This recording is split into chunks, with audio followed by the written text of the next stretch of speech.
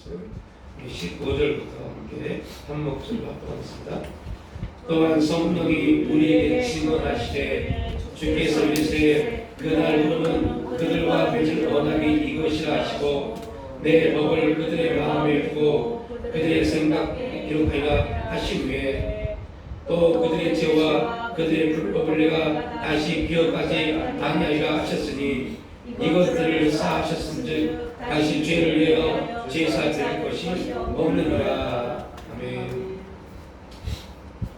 오늘 히브리서 10장 15절 18절 말씀을 중심으로 성령이 증거하는 중대한 사실을 중심으로 함께 하겠습니다. 계속 히브리서 10장을 하면서 중심적인 말씀이 그리스도는 율법이 요구하고 있는 죄를 제거하셨습니까? 라는 주제를 중심으로 히브리서 10장을 나누고 있습니다. 율법이 요구하는 죄가 있습니다. 율법이 요구하는 죄. 이스라엘 백성들은 하나님의 은혜 가운데 율법을 받았음에 불구하고 그 율법이 요구하는 것을 해가지 못했어요. 우리도 마찬가지입니다. 우리도 예수 그리스도와 맺지 못하면 우리 또한 율법이 요구하는 것들을 해가지 못할 겁니다. 근데 예수 그리스도 안에 들어와서 율법이 요구하는 것이 무엇인가를 살펴보니 율법이 요구하는 것은요 아무도 없습니다. 그런데 왜 이스라엘 백성들은 율법이 요구하는 것들을 감당하지 못했을까요? 이게 여러분 우리 복음 그리스도 예수 안에 있는 사람에게 되게 중요한 메시지입니다. 여러분 예수를 믿는다는 거, 믿음이 있다는 기준이 뭡니까? 그동안 한국 교회는 믿음이 있다는 기준으로 열심히 교회에 나오고 열심히 기도하고 열심히 봉사하고 열심히 충성하고 하는 것들로 봤어요. 무언가를 하는 행위로 봤어요. 열심히 하면 믿음이 있다고 생각했어요. 반대로 믿음 있는 사람들도 열심히 됩니다. 그러나 열심히 있기 때문에 믿음 있는 건 아닙니다. 이게 이스라엘 백성들이 율법의 요구를 감당하지 못한 겁니다. 율법은 한 가지입니다. 그 율법은요 누구를 믿으면 돼요? 하나님을 믿게 하는 게 율법입니다. 그러나 이스라엘 백성들은 율법을 지키려다가 누구를 못 믿었어요? 하나님을 믿지 못했어요. 우리도 마찬가지입니다. 기도 열심히 했는데 하나님 못 믿어요. 하루에 10시간씩 기도했는데 하나님이 역사하심을 믿지 못합니다. 불안합니다. 근심합니다. 걱정합니다. 염려합니다. 이게 율법의 요구를 순종하지 못한 결과입니다. 믿음이 있다 하지만 믿음이 전혀 없는 모습입니다.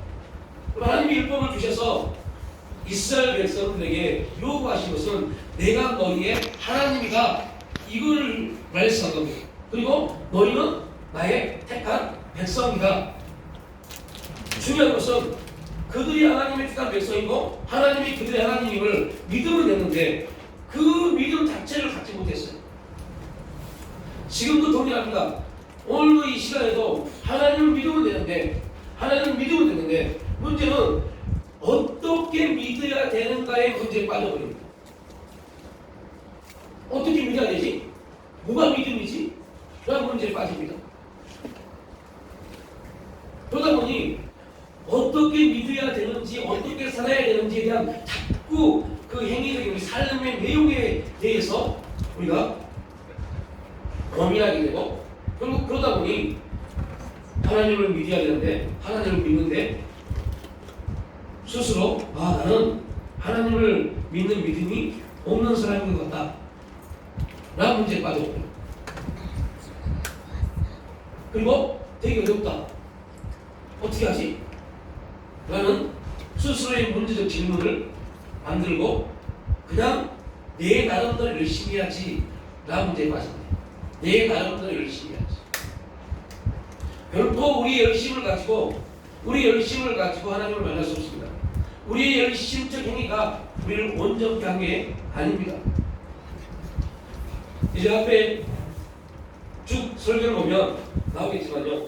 우리의 어떤 행위가 우리를 온전하게 한 게 아닙니다. 온전케 되어진 예수 그리스도를 통해서 우리가 온전함을 받는 겁니다. 우리가 그리스도 안에 있지 않으면 우리는 절대 결코 온전하지 못합니다.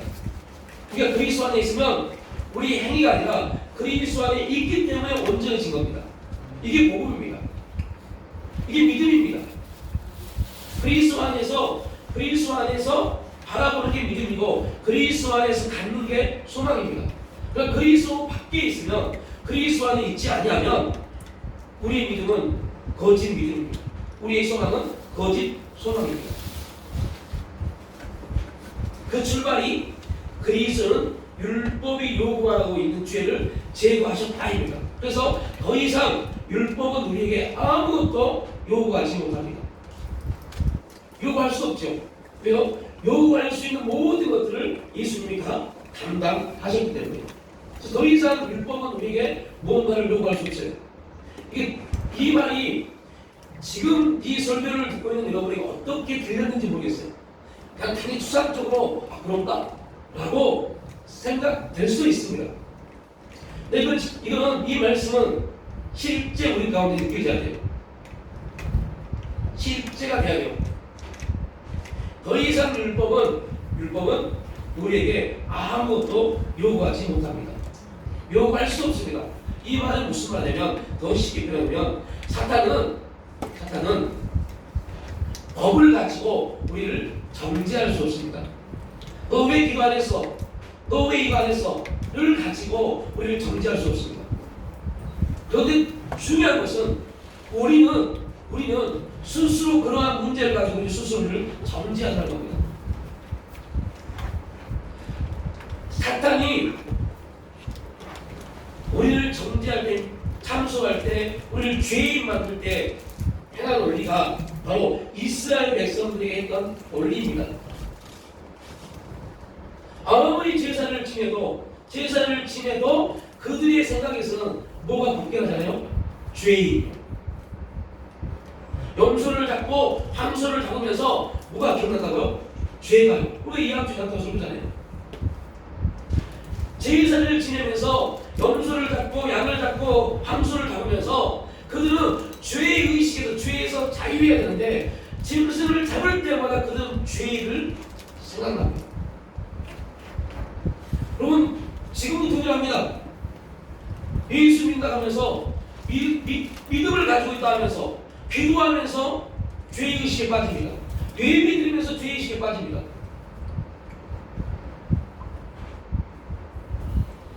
왜 그런지 아세요? 은혜를 잃어버려서 그래요. 은혜 안에 있지 못하기 때문에 그럽니다. 예수 안에 있지 못하니까 죄와 사망의 법이, 지금도 죄와 사망의 법은 우리를 결코 말 수 없고요. 어떠한 것도 요구할 수 없다니까요. 죄와 사망의 법은 이미 깨졌기 때문에 죄와 사망의 법은 우리가 어떠한 요구도 가질 수 없습니다. 그런데 문제는 우리 스스로 그 죄와 사망의 법에 빠져버려요. 무엇을 위해서요? 죄의식이요. 죄의식이요. 내가 기도를 안 했으나? 내가 뭘 안 했으나? 자꾸 내가 뭐 어떤 행위에 대한 그 결과를 가지고 와서 문제가 생기고 어떠한 환경이 어려워지고 고통이 임하면 거의 대부분의 사람들, 그리스도인들, 믿음이 있다는 그리스도 99%가 올 겁니다. 내가 뭘 부족한가? 뭘 안 했나? 요 문제에 빠집니다.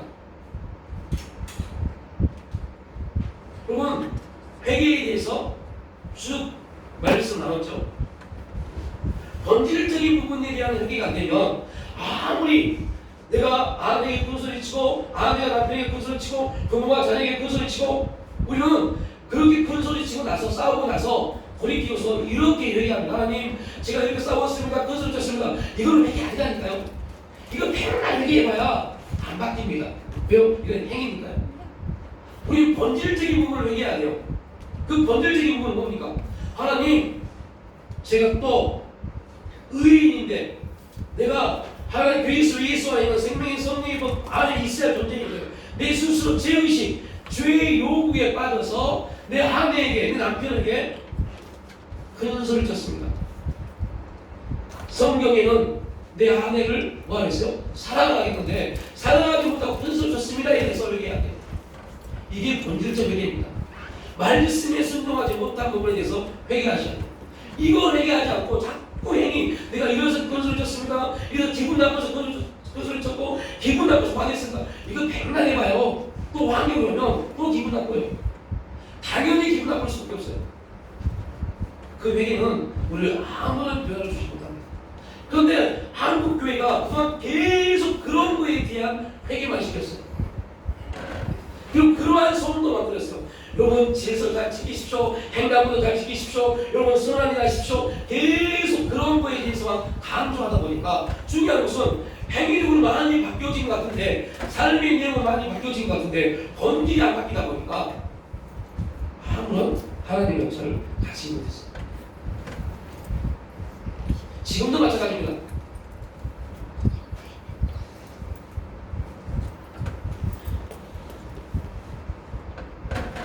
그래서 우리가 복음에 대한 메시지를 정확하게 알아야 돼요. 우리의 문제는 본질적인 변화가 없이는 결코 어떠한 우리의 변화의 사건은 나타나지 않습니다. 그러면 사람들 앞에서는요, 예수 안 믿는 사람들요, 그럴싸하게 포장한다니까요. 점잖은 척, 겸손한 척 다 할 수 있다니까요. 요거 사랑해, 집에 가서 에이씨 다 한다니까요. 사람 앞에서는 정말 싸우지도 않고 서로 존경하는 것처럼 했고 집에 가서는 네가 잘하는데 내가 잘하는데 다 그런다니까요. 왜 그러세요? 본질적인 변화가 없습니다. 사람 앞에서 행위적인 변화만 자꾸 거쳐가려다 보니 본질적인 변화는요, 행위적인 내가 보기에 행위적인 내 삶이 변화가 있는 것 같아요. 그래서 착각한 겁니다. 내 안에 온갖 이기와 안 좋은 어둠이 가득한데 그 변화가 있지 못하는데 그게 율법이다. 율법은 삶의 내용에서 죄를 안 지었으면 돼요. 근데 예수님 오셔서 복음 뭐라고 해요? 네 생각을, 네 마음의 생각이 들어가며 죄하라고 말씀합니다. 그래서 본질적 변화를 말합니다. 율법은요, 본질적 변화를 말하지 않습니다. 그러다 보니 본질적으로 변화가 안 되니까 율법을 통해서 하나님을 만나야 되는데 율법을 통해서 자기들 행위만 봤어요. 결국 자기들 행위를 보니까 자꾸 죄만 보이는 겁니다. 그래서 그들은 하나님의 은혜로 주신 율법을 가지고 하나님을 만나지 못했어요. 오늘도 마찬가지입니다. 우리 행위를, 여러분의 삶을 보지 마십시오. 우리의 삶을 맨날 봐봐야 우리의 삶을 변화시킬 수 있는 능력조차 없습니다. 하나님의 은혜를 깨닫는다고요? 다 거짓말입니다. 우리 하나님의 은혜를 깨달을 수 있는 지혜도 없습니다. 성령께서 역사하지 않으면 아무것도 할 수 없습니다. 그런 여자가 문제입니다. 뭐가 되는 것처럼 할 수 있는 것처럼 그렇게 해가는 것 자체가 교만입니다.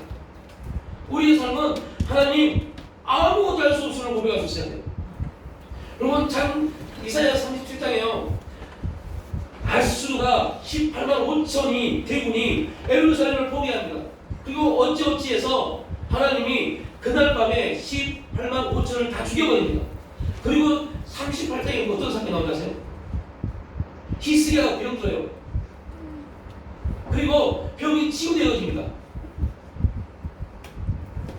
그때 히스기야의 모습이 어때요? 교만해집니다. 그리고 그 교만은 바벨론에게 이스라엘을 남기다가 멸망당할 수밖에 없는 초소를 만들어버립니다. 그러나 교만하기 이전에 히스기야가 어땠어요? 아수르 왕의 사네립의 조서를 받고 그 조서를 받고 그가 한 행동은요, 여호와의 전 앞에 가서 그를 펼쳐놓고 기도합니다. 하나님 보시옵소서, 저 이방인 할례받지 못한 저 이방인 아수르 왕이 하나님을 모욕합니다. 하나님 보시옵시고 들으시고 역사해 주옵소서 라고 기도했어요. 이게 겸손입니다. 그 하나님은 그 기도를 들으시고 그날 밤에 18만 5천을 싹 쓸어버립니다. 이스라엘 백성들이 싸울 수 있는 게 아닙니다. 여호와의 사자가 가서 그날 밤에 다 해쳐버립니다. 우리가 뭔가 할 수 있다고 착각입니다. 우리가 할 수 있는 것은요, 하나님 연약하고 무지하고 깨달을 수 없는 것을 주 앞에 기도합니다. 하나님의 뜻대로 역사해 주옵소서. 우리가 할 수 있는 다 그것 아닙니다. 뭔가 하겠다고 계획하고 뭔가 하겠다고 움직이는 순간부터 그때부터 성령님은 잠잠하십니다. 성령의 진도로 끝나버립니다. 어떠한 경우에도 성령님보다 말씀보다 앞서지 말아야 돼요. 오늘 본문이 그걸 우리에게 말씀합니다. 또한 성령이 우리에게 증언하시되 주께서 이제 그날은 그들과 맺을 언약이 이곳이라시고 이제 16절 17절은요 에레미야 31장 32장과 에스겔서 36장의 말씀이 그냥 애원입니다. 내 법을 그들의 마음에 두고 그들의 생각과, 여러분 놀랍죠? 이스라엘 백성들이 율법을 통해서 누구를 믿었어요? 하나님을 믿었어야 되는데 그들의 마음에 본질적 변화가 없으니까, 그 마음의 본질적 변화가 없으니까요, 율법을 주어도 율법을 통해서 마음의 본질적 변화가 이루어지지 않으니까 하나님을 못 믿었어요. 그래서 에스겔서를 통해서 말씀합니다. 에레미야를 통해서 말씀합니다. 이제 너희들 마음을 바꾸겠다. 너희들 생각을 바꾸겠다. 누구를 통해서요?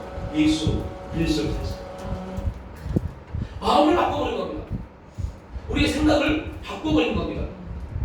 율법을 가지고 그 율법을 통해서 하나님을 바라봤다면 이미 여러분 에스겔서는, 이사야서는, 에레미야서는 기록되지 않았을 겁니다. 왜요? 선지자들은요, 그들 제1사람들이 온전한 사역을 사명을 감당하지 못하면 선지자를 통해서 책망을 합니다. 이게 선지자입니다.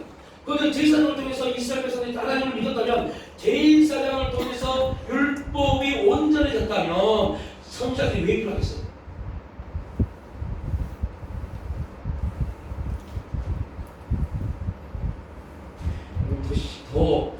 좀 엉뚱한 말 같지만요, 이런 말은 우리가 신앙생활을 잘하면, 우리가 믿음이 좋으면 하나님 우리에게 기도해라 라고 말씀하실까요? 하지 않을 겁니다. 믿음대로 해라 라고 말씀하실 겁니다. 그래서 자꾸 기도에 대한 부담을 주시니까 뭘까요?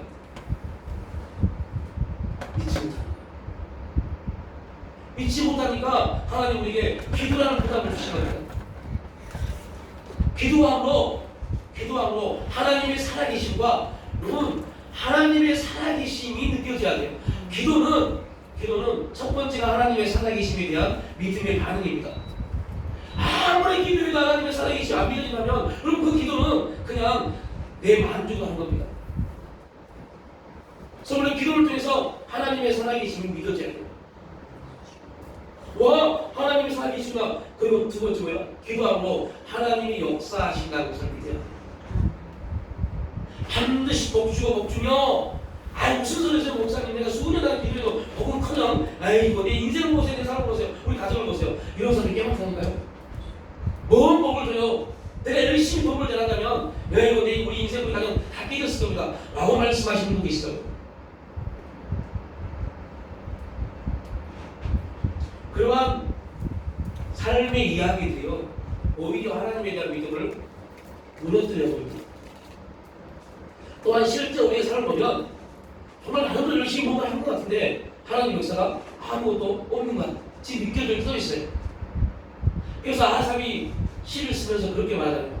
아니 하나님 이럴 수 있습니까? 하나님을 이렇게 섬기고 이렇게 하나님을 기도하면 예비하는 우리의 인생은 이렇게 초라하고 보잘것없고 매울 게 없는데 하나님을 알지 못한 저들은 왜 그렇게 저렇게 잘 삽니까? 형통합니까? 이 기도를 하잖아요. 우리가 볼 수 있어요.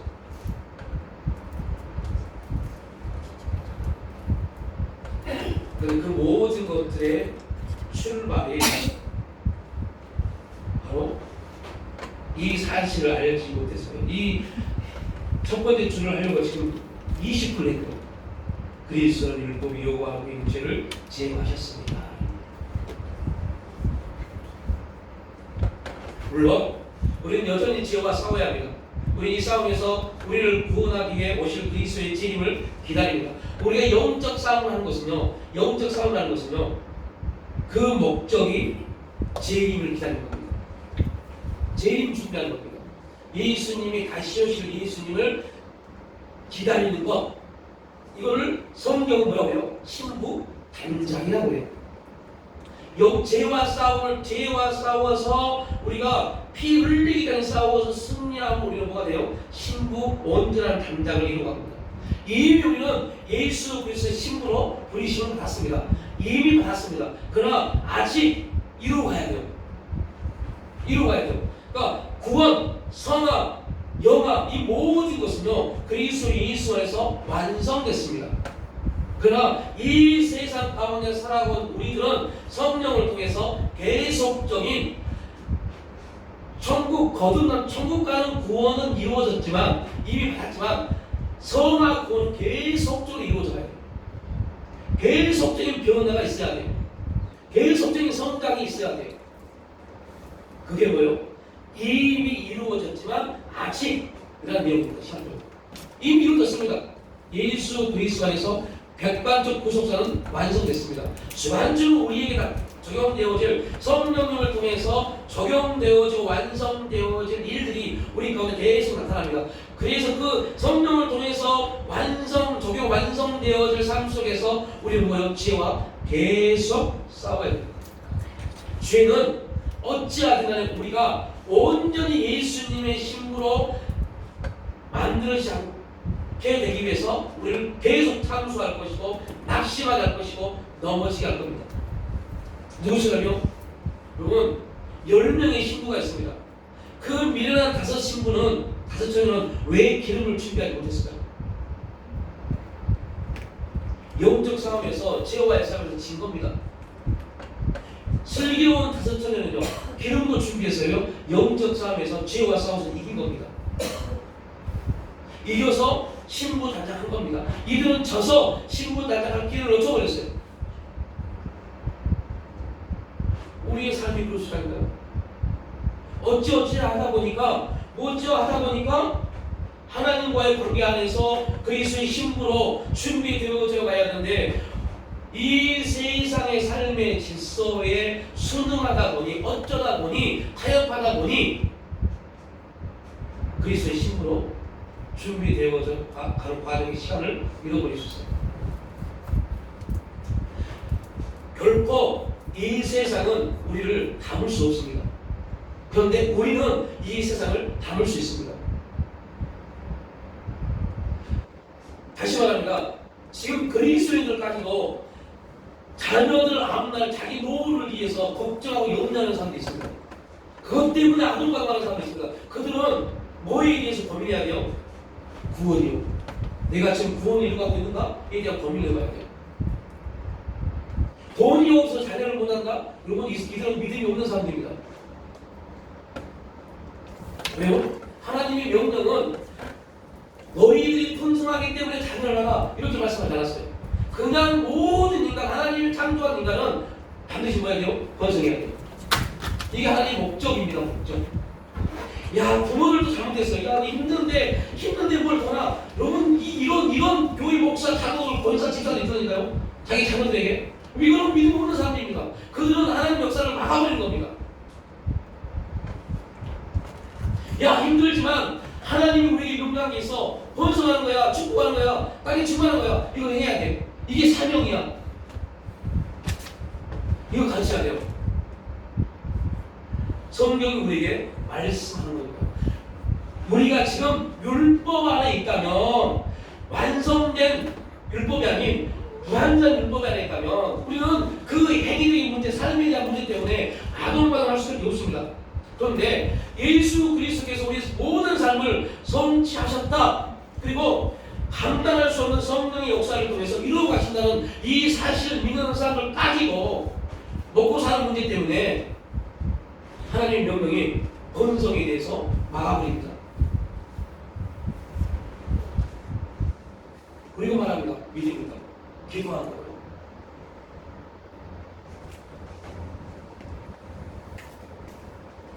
우리 삶을 주게 맡긴다고요?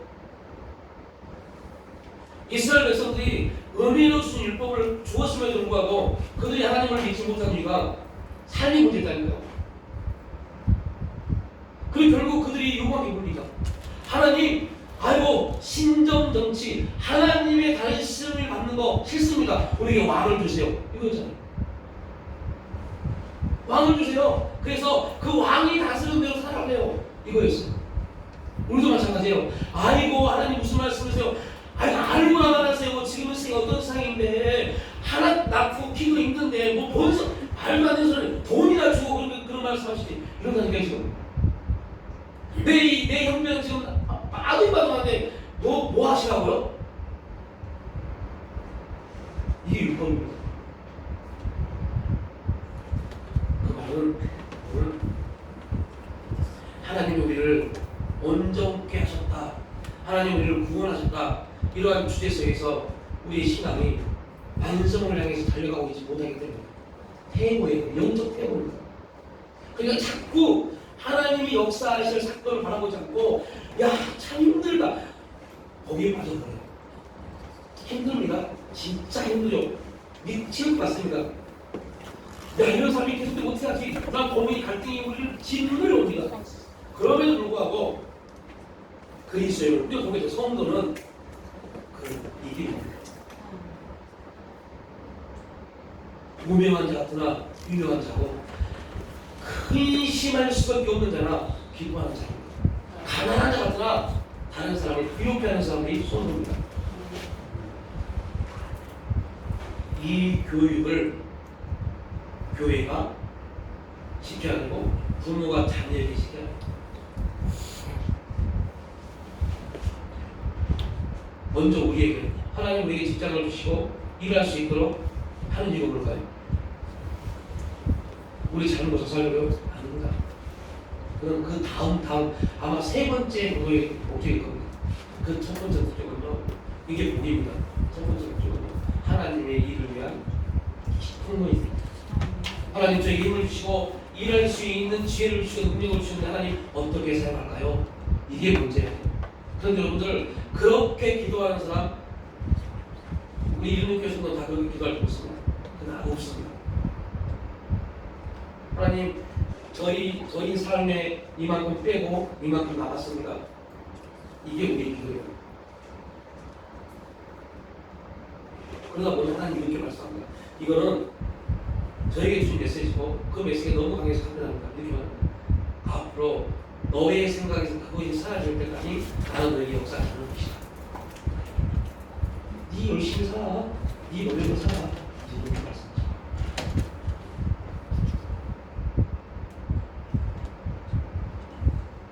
이게 지금 여러분들 생활을 말하는 게 아닙니다.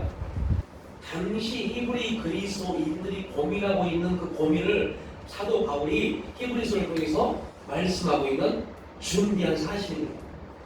야, 로마에 받기 힘들어? 얼마나 힘들어요? 로마에 받기와 핍박이 너무너무 힘듭니다. 삶이 다 막혀버립니다. 할 수 있는 게 없습니다. 땅속에서 빛을 보지 못합니다. 뭘 해야 할지도 모르는 인생이 다 막혀버린 그런 환경 가운데 있습니다. 그때 말합니다. 로마에 받기가 그렇게 힘들어? 그렇게 고통스러워? 이렇게 물어봅니다. 야, 저 유대교회 그 제사를 지내지 못한 것 때문에 이게 신앙이 흔들려? 라고 물어봅니다. 그리고 말합니다. 아니야. 그것 때문에 너희들 힘들어하지 마. 그것 때문에 로마의 박교와 핍박 때문에 힘들어하지 마. 결국 하나님이 너희를 통해서 일하실 거야. 이렇게 말씀합니다. 근데 그때 당시에 있는 히브리 그리스도인들이 이 히브리서를 읽고 아멘 할 수 있는 사람이 누가 있겠어요? 지금 이 시대 우리에게 말합니다. 야, 너 너무 걱정하지 마. 내가 책임질게. 이 말에 아멘 할 수 있는 사람. 할렐루야 할 수 있는 분 계세요? 그런 믿음 있습니까? 아유 무슨 말씀이세요 하나님? 지금 우리 이렇게 내가 안 될 것 같아요. 내가 뭔가 움직이지 않으면 행하지 않으면 만들지 않으면 안 될 것 같아요.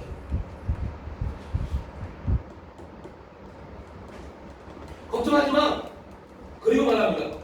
그리스도께서 우리의 안전한 항구야. 그분이 우리의 항구가 되어 주셔서 로마의 밖에 이게 파도입니다. 엄청난 파도와 풍랑이 물려와도 그리스도께서 너희를 안전한 항구에서 너희를 지켜주실 거야. 어떠한 파도와 어떠한 해기 와도 지켜주실 거야. 이렇게 바울이 히브리서를 통해서 당시 히브리 그리스도인들에게 오늘 그리스도인들에게 말합니다. 이 세상에 어떠한 삶의 질서가 너에게 밀려와도 어떠한 소리가 너에게 들려와도 너 그렇게 살았다가는 네 인생 끝나 네 자녀도 어떻게 할 것인데 너희 노후는 어떻게 할 것인데 라는 소리가 들려와도 그 소리에 우리가 민감하지 않고 하나님의 말씀이 우리에게 민감하게 반응하면 하나님이 그들이 역사하지만 그 소리와 그 환경이 우리에 대해서 우리가 민감하게 반응하면 하나님의 역사는 끝나버립니다. 그럼 누구에 따라서 우리의 선택에 따라서 무엇을 붙잡고 나갈 것인가에 따라서 하나님의 인도하심 가운데 있을 것인가 아니면 이 세상의 삶의 질서 우리를 담을 수 없는 이 세상의 삶의 질서 가운데 그 문제에 빠질 것인가. 이거는요, 지금 딱 우리가 선택하는 원리입니다. 어떻게 하나? 난 어떻게 하나? 그런데 여러분, 우리에게 들려주는 소리는 뭡니까? TV를 틀고 어떠한 친구들의 소리, 주위 사람의 소리는 다 겁니다.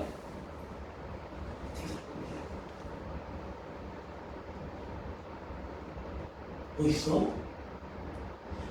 제가요, 저를 전혀 모르는 사람, 자녀가 4명이 가면요, 두 가지 소리입니다. 교회가 되게 큰가 봐요. 한 가지. 두 번째, 아닌데요. 그러면 부모님이 부자세요? 딱 두 가지 물어보고. 왜요? 누가 도움 주지 않으면 4명 못 나요. 키울 수가 없습니다. 지금의 세상에 4명 키운다는 거요, 정말 미개인이다, 미개인. 이렇게 말해요. 어떤 사람은 애국자라고 말합니다. 애국자라고 말하고 나서 미개인이라고 말해요. 얼마나 못습니까? 왜 그렇게 말할까요? 어떻게 키운 건데? 이겁니다. 어떻게 키운 건데? 아, 부모님이 돈이 많으세요? 라고 물어요. 아니요. 저희 부모님 돈 안 받는데요. 교회가 크세요? 아니요. 그럼 어떻게 키우세요? 어떻게 키우세요? 중요한 것은 어떻게 키우는지 모르겠어요. 어떻게 키우는지 모르겠어요. 아직도 하나님의 은혜입니다 라고 객관적으로 말하지만 솔직히 그렇게 말하기도 싫어요. 분명히 하나님의 은혜입니다. 그렇게 말하기도 싫어요. 왜 이런 말씀을 드리냐면, 자꾸 들려진 소리들은요, 우리에게 들려진 소리들은 말씀과 입에 대는 소리만 들려오고, 그렇게 해서 안 된다니까. 안 된다니까요.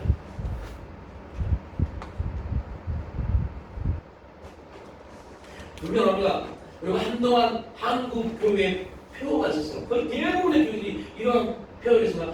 나는 완전하지 않습니다. 단지 제사함을 받았을 뿐입니다. 라는 말이에요. 진짜 맞는 말이죠. 어찌 말이죠. 나는 완전하지 않습니다. 단지 구원받았습니다. 이러한 표가요, 90년대 후반, 2000년대 초반에 엄청나게 교회들마다 붙였어요. 정말 기가 막히게 말했습니다.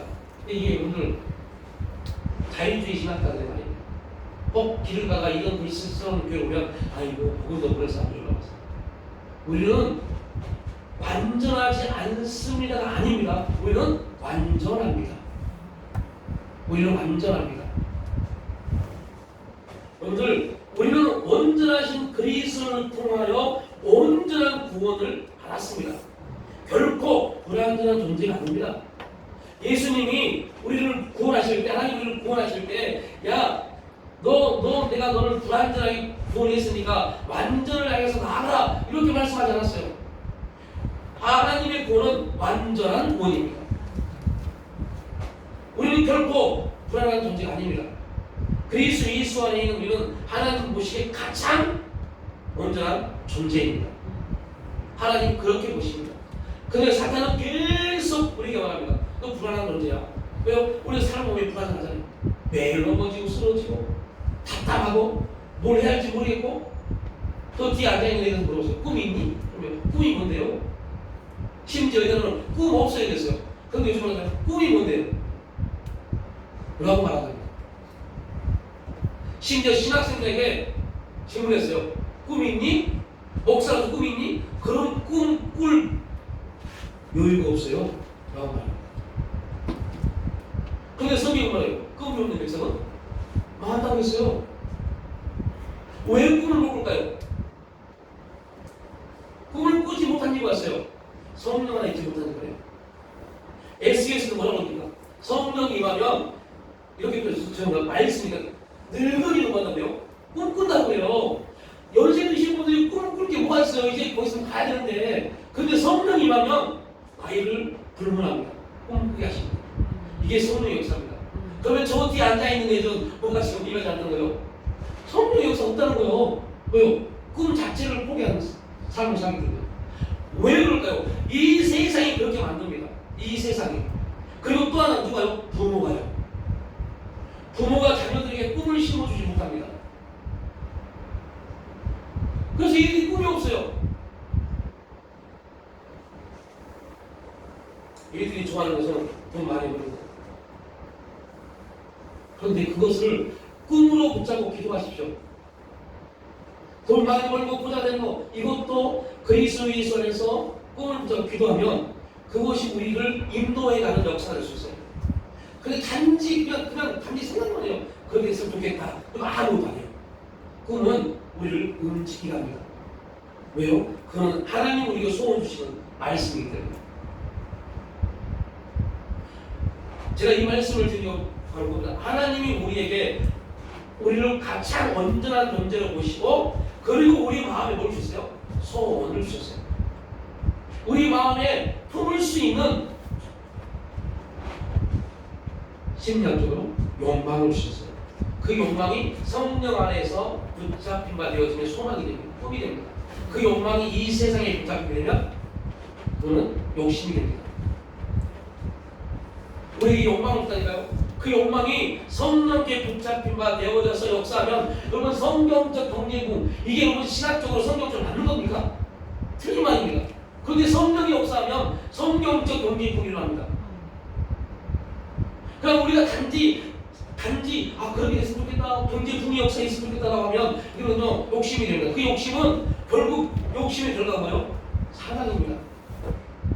그래서 많은 사람들이 성령을 통해서 갈망하지 않고 성령을 통해서 소망하지 않으면 욕심이기 때문에 아무리 기도해도 그 기도는 결국 절망인 거야. 절망. 아이고 기도해도 안 됐네 라고 말합니다. 그래서 기도하십시오 그러면 해봤어요 이렇게 끝내버립니다. 해봤어요. 해봤는데 당신에게 어떠한 감동을 줍니까? 그러면 아무것도 없던데요? 왜요? 성령을 안 했어요. 성령을 하지 않았기 때문에 그럽니다. 성령하는 모든 것들은 우리에게 감동을 줍니다. 성령하는 모든 것들은 우리에게 증명하십니다. 왜요? 성령의 사역 자체가 증명하시는 거니까. 예수 그리스도의 모든 일들을 성령 우리에게 만들어 증명하십니다. 그래서 성령으로 기도하면, 방언으로 기도하고 성령으로 기도하면 우리 마음 가운데 감동되어집니다. 하나님의 살아계심이 증명되어지고, 하나님의 역사하심이 증명되어지고, 나와 함께 하나님이 증명되어집니다. 아무것도 가지고 없는데 하나님의 역사가 증명되어집니다. 그래서 소망을 품는 겁니다. 그 일을 성령께서 우리에게 증거하십니다. 히브리 그리스도인들이 그렇게 막막한 환경 가운데서, 아무도 할 수 없는 환경 가운데, 결국 우리가 알고 있는 것처럼 AD 300년이 지난 후에 어떤 일이 벌어져요? 로마가 기독교를 바뀌어요. 여러분, 지금의 시작입니다. 지금의 시작은 얼마나 타락했어요. 얼마나 폐역합니다. 하나님의 질서가 완전히 무너졌어요. 당시 로마가 그랬어요. 하나님의 모든 질서가 다 무너졌어요. 음란과 폐역과 온갖 부정과 부패가 난무했어요. 정치인들은 어떻게 하면 돈을 더 뜯어서 장애놓을까? 이게 지금 정치인들 대통령 때 다 그런 문제에 빠졌어요. 역대 우리나라 대통령 중에 돈의 문제에서 깨끗한 사람이 누가 있어요? 정치인 국회의원들 다 그 문제에 빠졌어요. 정치인 국회의원들 뿐만 아닙니까?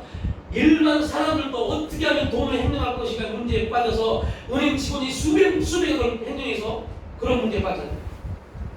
교회 목사들이 교회 헌금을 수십억을 횡령해서 그런 문제에 빠져요. 지금 완전히 모든 질서가 무너졌습니다. 언제처럼요? 초대교회 로마처럼요. 그때 하나님이 히브리 그리스도인들, 로마의 그 박해와 핍박 가운데 있는 그들에게 말합니다. 내가 너희들을 통해서 보잘것없는, 정말 보잘것없는 히브리 그리스도인들, 당시 로마 시의 100분의 1도 안 되는 그리스도인들에게 말합니다. 너희를 통해서 로마를 바꿔줄게.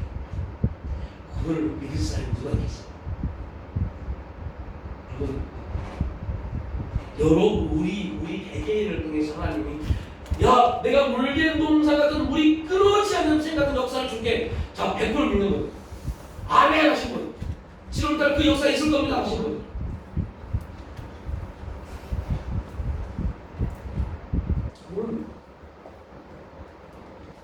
저와 여러분을 통해서, 우리를 통해서, 아니 이루는 교회, 작은 교회를 통해서 하나님이 성남 씨를 바꿔줄게, 이 나라를 바꿔주는 조석을 만들게 믿으십니까?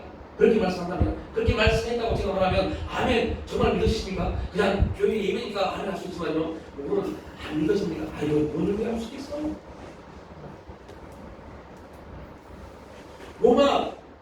그 엄청난 권력, 엄청난 힘이 있는 그 로마가요, 결국 그 작은 그리스도인들, 그들을 통해서 완전히 바뀌어버리고 결국 로마 황제가 그리스도인이 됩니다. 긴 시간이 필요했어요. 한 240년의 시간이 이 히브리서, 로마서, 베드로, 전후서가 로마에 있는 그리스도인들이 증거되어서 한 240년 정도가 지난 후이지만 그럼에도 불구하고 말씀이 성취됐어요. 바뀌었어요. 그렇다면 지금 한국 교회가 이 나라 가운데 얼마나 조롱받고 비웃음받고 정말 말도 안 되는, 그때 한국 교회 목사들이 지금 CBS, CTS, 기독교 TV 방송에 나와서 뭐라고 소리합니까? 그리스도인답게 삽시다라고 말합니다. 다 뜯어먹지 않아요. 그리스도인답게가 아니라 복음대로 삽시다고 할까요? 복음이 이루어져야 돼요. 그리스도의 삶이 세상을 바꾸지 않습니다. 왜요? 내 안에 가장 더러운 걸 갖고 삶의 힘을 바꾸면 됩니까? 안 됩니다. 복음이 바꿉니다. 복음에 순종해야 돼요. 복음이 이루어져야 돼요. 하나님 말씀이 이루어져야 돼요. 그러면 말씀은 변화를 시킵니다. 왜요? 말씀은 생명이니까요. 우리는 생명 아닙니다. 하나님 말씀 우리 가운데 살아 역사야만 우리가 생명 가운데 살아가는 겁니다. 그 말씀이 역사하지 않으면 우리는요 아무런 생명이 없을 수 없습니다. 그래서 다 바꿔야 돼요. 복음이 이루어져야 돼요. 잃어버린 복음이 교회들마다 일어나야 돼요.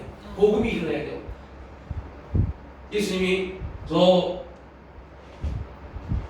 두 제자에게, 엠마오로 가는 두 제자에게 말씀을 쭉 설명해 줍니다. 그리고 그 말씀을 들었던 두 제자의 마음이 뜨거워졌어요. 말씀이 들어가야 뜨거워집니다. 말씀이 들어가야 회복되어집니다. 하나님의 생기가 말씀입니다. 말씀이 들어가니 마른 뼈들이 살아납니다. 말씀이 들어가니 그 살아난 마른 뼈들이 군사가 됩니다. 하나님 말씀이 들어가야만이, 복음이 들어가야만이 회복되어집니다. 그래서 우리는 듣든지 아니 듣든지 말씀을 선포해야 합니다. 그 말씀이 증거되어집니다. 그런데 누구를 통해서요? 온전한 자들. 온전한 자들. 우리를 김우영 장로님이 장국재 안수철에게 아이고 집사님 온전하십니다 아니라 이렇게 말씀한 게 아니라 하나님이신 그분이 우리에게 말씀합니다. 너는 온전한 존재야 라고 말씀합니다. 그분이 인쳐주셨습니다. 사람이 아무리 이름 있고 유명한 사람이 우리에게 그렇게 말한 것이 아니라 하나님 우리에게 증명해 주셨어요. 너는 온전한 자야. 그리고 성령님은 계속 우리에게 그 성령의 법 안에서 우리에게 증거하십니다. 너는 온전한 자야. 그 온전함을 계속 이루어가야 돼. 우리의 온전함을 이루어가는 것을 통해서 그 이루어감이 다른 사람이 어떻게 비춰지는가 아무런 관심을 갖지 마십시오. 단지 우리는, 여러분 맞았죠? 우리는 세상이 뭐예요? 세상의 빛입니다. 그래서 거기서 우리는 세상의 빛이 나갈 때 내가 빛이 아닙니다. 우리 오해하고 계세요.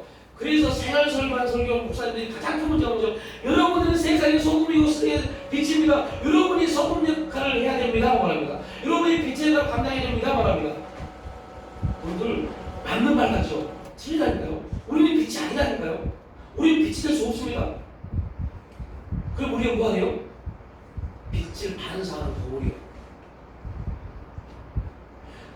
하나님의 빛이, 말씀의 빛이 우리 안에 들어와서 반사하는 것 뿐입니다. 우리가 빛이 될 수 없습니다. 우리가 빛이 되는 걸 하나님 때문이에요. 얼마나 잘못된 성경을 그렇게 많이 되죠. 그래서 세상에서 빛이 되기 위해서, 소금이 되기 위해서 얼마나 많이 노력했습니까? 그런데 여러분이 빛이 되십니까? 여러분이 가는 동안 어디로 떠나가는 거 보셨어요?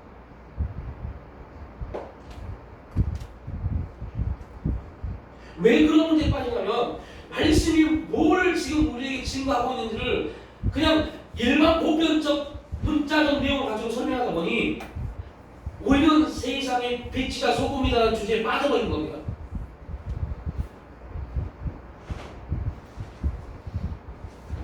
우리는 빛을 낼 수 없어요. 우리 스스로 빛을 자생할 수 없습니다. 소금의 맛을 낼 수 없어요. 누가 해야 돼요? 성령께서 우리에게 이렇게 확증시켜 주셔야 돼요. 그래서 우리가 가는 곳에 우리의 믿음이 거기서 다한다면 우리가 가는 곳에 그곳에서 누가 역사하시나? 성령께서 말씀을 역사하신다는 걸 믿어야 돼요. 이게 믿음입니다. 내가 가니까 그 곳이 다 바뀔 거야. 저막 귀신들이 있고 막 악한 것들이 있는 곳에 내가 가면 빛이 가면 어둠이 사라질 거야. 정말 맞습니다. 귀신이 쓰여버릴 겁니다. 제가 다른다는 건데 왜요? 내 자랑이니까요. 내 자랑이니까. 그 내용이 성경에 나오잖아요. 그런데 우리 가지고는 하나님 있습니다. 나는 연약한 존재이고 나는 아무 능력도 없습니다.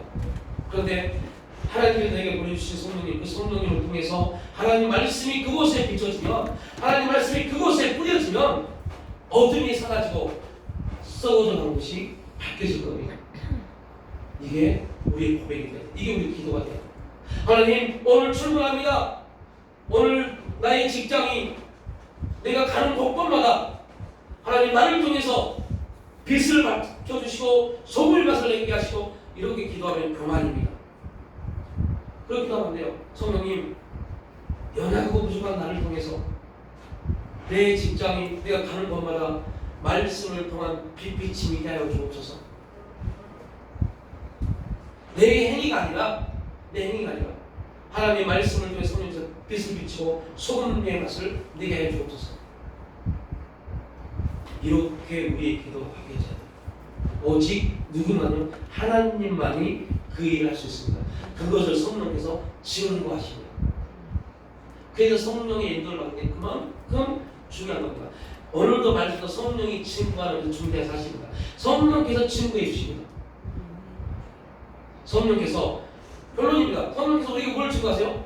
예수님이 너희를 위해서 완성하셔서, 그리고 하나님은 예수 그리스도 안에서 거듭난 너희를 온전한 존재로 보셔.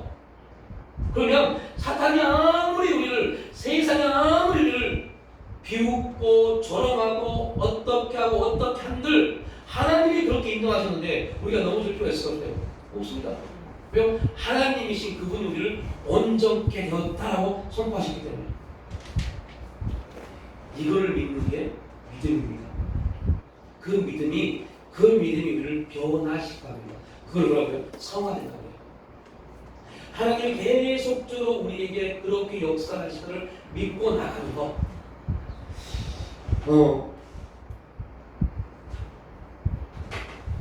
제가 이번 주에 되게 참 엄청난 사실을 해놨어요. 교통사고가 나서 이번 주 이제 이번 주 금요일날 이제 어느 한방병원을 갔어요. 그리고 그 이제 한의사하고 막 상담을 하고 나서 이제 침을 맞았어요. 이제 약침이라는 침이 있어요. 그 침을 막 찔러요.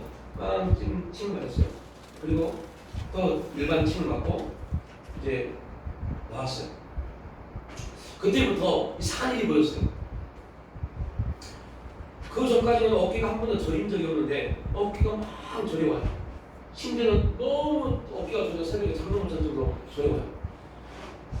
강의에서 기도할 때 이렇게 기도하는데 너무 저려서 그걸 기도를 못해요. 너무 저려와서 너무 신기해서 이게 뭐지? 이게 뭘까? 그럼 고민하고 있는데 그때 하나님이 한 가지 사실을 쫙 풀어주는데요. 우리가 왜 말씀에 순종하고 성령 충만한데 그 삶의 내용은 힘들고 고통과 여러 가지 사건들이 터질까요? 욥을 쫙 풀어주세요.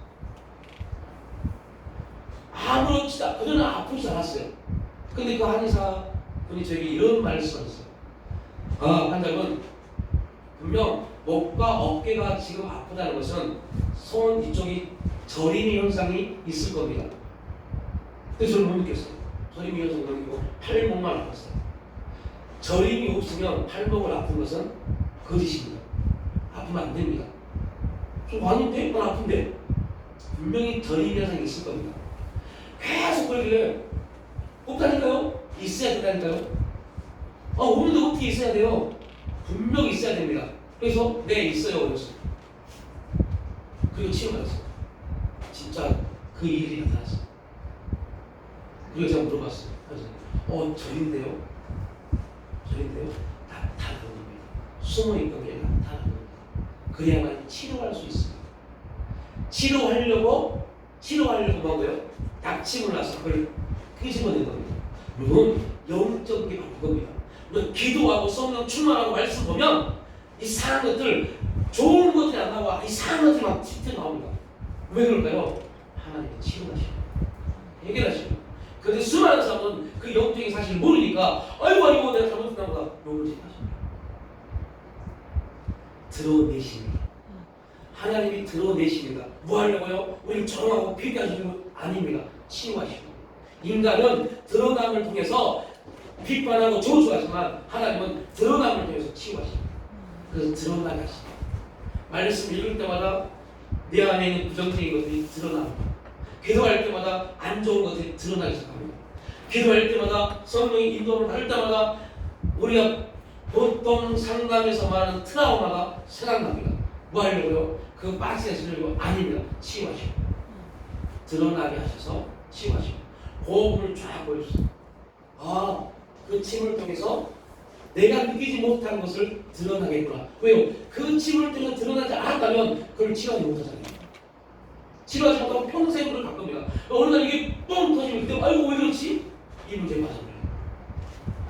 그런데 그 안에서가 복음을 통해서 내가 느끼지 못한 걸 드러냈어요. 뭐 하려고? 치료하려고. 이게 드러나야만이 MRI를 찍어서 정밀 진단할 수 있대요. 그 부분을 하나님이 쫙 보여주시네요. 말씀을 읽고 성령 안에 충만해지면 죄가 드러납니다. 죄를 막 들춰냅니다. 그래서 아이고 어떻게 하시나요?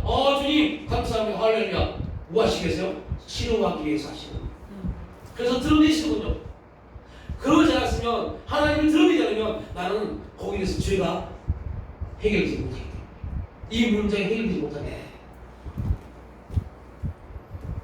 오늘 말씀을 해주시고 보여주시고 참 삶 속에서 우리에게 비유를 통해서 당신의 진리를 깨닫게 하신 하나님의 역사를 다시 한번 고백합니다. 그분들 예수님의 모든 사역에 주신 거예요. 우리 삶 속에서 있었던 일을 비유를 들어서 하늘의 역사를 말씀합니다. 이게 비유입니다. 특별한 어떤 걸 말씀하지 않고 우리의 일반적 삶 속에서 깨달을 수 있는 내용을 가지고 하늘의 세계를 비유로 말씀하십니다. 그런데 인간들은요 잘못되겠어요. 영적인 이상 자기들이 경험한 걸 가지고 와서 영적인 걸 풀려고 해요. 그럼 이게 풀어지겠어요? 자신도 이해가 안 되는데.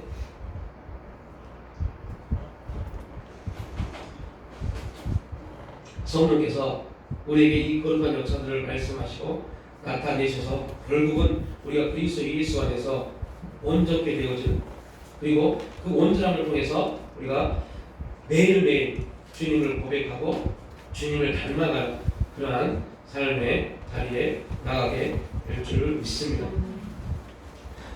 우리 8페이지 마지막만 읽고 마치겠습니다.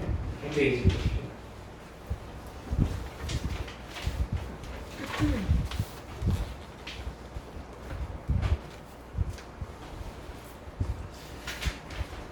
제가 읽고 나서 파란색부터 함께 읽습니다. 구약의 제사장과 의식은 오로지 그리스도를 가리키기 위한 역할을 했습니다. 해마다 매일 흘린 피는 오로지 그리스도의 피, 십자가에서 단번에 흘리신 피를 증거하는 것이었습니다. 시작. 모든 것이 그리스도를 가리킵니다. 모든 것이 그리스도 안에서 그리고 그리스도와 함께 발견됩니다.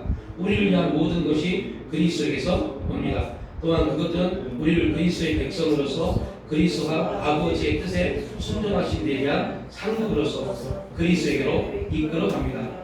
그리스도가 지금 하늘에 앉아 안식하시며 자기 백성을 위해 통치하시고 친히 우리를 영원히 지키시며 보내신 성령을 통해 우리의 마음을 다스리십니다. 이것이 히브리서의 가르침에서 우리가 이끌어내야 하는 위대한 결론입니다. 아멘.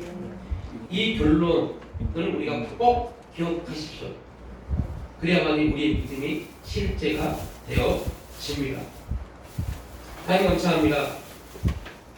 성령을 통해서 예수 그리스도께서 성취하신 그 위대한 사건들을 이제 우리 삶 가운데 확정시키시고 증거하시고 그 놀라운 일들을 나타내시는 그 은혜의 사건들을 우리 매일매일 경험하고 그로 인해서 우리는 또 성장해가고 하나님을 닮아가는데 아버지 우리의 시간을 내어드릴 수 있습니다. 주여 우리 삶 속에서 사탄은 우리 행위를 보고 불완전한 존재이다, 너는 할 수 없다, 연약하다, 너는 무지하다 라고 우리를 넘어뜨리지만 맞습니다. 우리는 할 수 없습니다. 무지합니다. 그러나 틀립니다. 우리는 불완전한 존재가 아니라 완전한 존재임을 하나님이 그렇게 인치셨음을 믿고 우리가 승리하며 이제 그 온전함 가운데 더 온전함을 향하여 나아갈 수 있는 그런 삶이 될 수 있도록 인도하여 주시옵소서. 감사드릴 때 예수님의 이름으로 기도 올려옵니다.